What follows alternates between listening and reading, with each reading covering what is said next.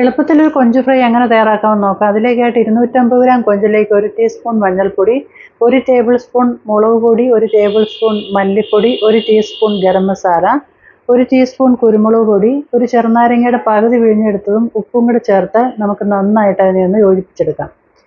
ഇനി ഇത് ഫ്രൈ ചെയ്യുന്നതിലേക്കായിട്ട് ഏതെങ്കിലും സ്റ്റിക്കോ അല്ലെങ്കിൽ പച്ച ഈർക്കിലിയിലേക്ക് നമുക്ക് കൊഞ്ച് ഇതുപോലെ കോർത്തെടുത്ത് വയ്ക്കാം. ഇനി ഒരു പാൻ അടുപ്പത്ത് വെച്ചതിന് ശേഷം ആവശ്യത്തിന് വെളിച്ചെണ്ണ ഒഴിച്ച് അതിലേക്ക് അല്പം കരിവേപ്പില ഇട്ട് മൂപ്പിച്ചതിന് ശേഷം നമ്മൾ എടുത്തു വെച്ചിരിക്കുന്ന കോർത്ത് വെച്ചിരിക്കുന്ന കൊഞ്ച് ഓരോ പീസായിട്ട് നമുക്കതിലേക്ക് ഇട്ട് കൊടുക്കാം.